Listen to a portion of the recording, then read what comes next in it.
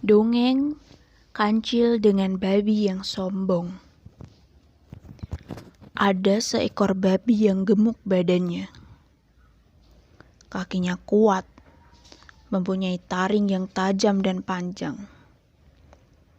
Dialah yang menjadi raja hutan di sana. Babi ini sangat ditakuti oleh binatang hutan lainnya. Tak seekor binatang pun di sana yang berani melawannya.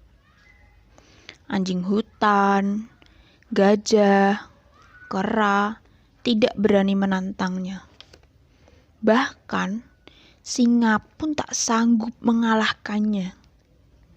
Tidaklah heran, karena kekuatannya yang besar dan belum ada yang pernah mengalahkan dirinya. Dan saat dinobatkan menjadi raja babi, ia jadi sombong dan angkuh. Semua binatang harus menuruti perintahnya. Di saat seluruh binatang hutan berkumpul, dia berkata dengan lantangnya, "Ayo, siapa yang berani melawanku?" Mendengar tantangan Raja Babi yang demikian, semua binatang yang ada di tempat itu semuanya diam. Semua takut. Tidak ada yang bersuara sedikit pun. Dengan gayanya yang congkak, Raja Babi memperlihatkan kekuatannya kepada mereka dengan mencabut pohon mangga yang ada di hadapannya hingga ke akar-akarnya. Demikian juga dengan pohon jambu, didorongnya hingga roboh. Tanah diseruduknya habis berterbangan. Raja Babi merasa tak ada binatang lain yang sanggup menandinginya. Dan pada saat seperti itu, datanglah si kancil di tempat tersebut. Raja Babi berkata, "Hai kancil, dari mana saja kamu?" "Dari bukit sana mencari udara segar," jawab si kancil. "Mengapa kamu tidak mengajakku?" tanya Raja Babi. "Mengapa aku harus mengajak kamu? Bikin ribet saja," jawab si kancil. Mendengar ucapan si kancil seperti itu, Raja Babi tersinggung. Ia tidak menyangka bila binatang kecil itu berani berkata-kata melawan dirinya. Padahal semua binatang dalam hutan itu selalu tunduk dan takut padanya. "Coba ulangi katamu," ucap Raja Babi dengan nada marah. "Apa kamu belum tahu bahwa aku ini raja hutan yang ditakuti oleh semua binatang di sini? Sehingga kamu berani berucap seperti itu? Apakah kau tidak takut kepadaku?" "Siapa takut?" tukas si kancil. "Mengapa aku harus takut kepadamu? Memangnya kamu penguasa hutan ini?" Ucapan si kancil yang demikian semakin membuat telinga Raja Babi menjadi panas. Ia semakin marah. "Dasar binatang kecil dan bodoh! Sudah saatnya aku memangsamu hidup-hidup. Biar seluruh binatang hutan menyaksikan," kata Raja Babi dengan muka marah.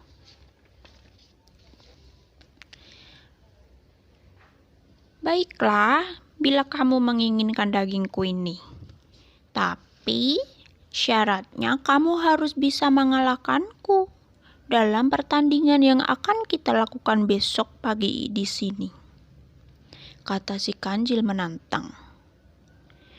"Besok kita tentukan siapa yang lebih kuat, kamu atau aku," kata kancil. "Pastilah aku yang akan menang. Kamu terlalu kecil untukku," balas babi hutan. "Bila kamu yang menjadi pemenang, silakan saja kamu memakan dagingku," ucap si kancil. "Tetapi Bila aku yang menang, maka kamu harus tunduk kepadaku dan mengakui bahwa akulah yang paling kuat di hutan ini. Raja Babi akhirnya menyetujui tantangan sang kancil. Semua binatang yang ada di tempat itu kemudian pulang ke rumahnya masing-masing. Mereka akan kembali ke tempat itu besok pagi untuk menyaksikan pertandingan antara Raja Babi dengan si kancil. Sementara itu, di rumah, kancil telah membuat topeng yang menyerupai dirinya. Bukan topeng sembarangan. Bahannya terbuat dari kayu yang sangat keras. Sejak lama, ia telah mempersiapkan siasat itu untuk mengalahkan Raja Babi. Dengan ketekunan dan kesabarannya, akhirnya selesai sudah ia membuat topeng yang mirip sekali dengan wajahnya. Sehingga bila dipakai, Raja Babi akan sulit mengenalinya. Malam itu, kancil sengaja beristirahat untuk mengumpulkan kekuatan agar bisa menang dalam pertandingan. Matahari mulai terbit. Semua binatang sudah berkumpul di tempat pertandingan. Mereka ingin menyaksikan pertandingan yang sangat langka itu. Sorak-sorai pun segera menggema saat Raja Babi tiba di tempat itu. Tak lama kemudian, si kancil pun juga telah tiba.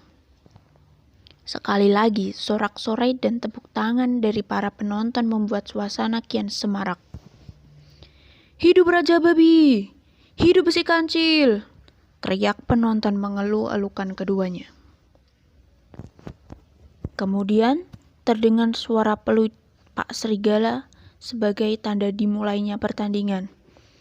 Pip! Raja Babi langsung menyambar si kancil dengan moncongnya.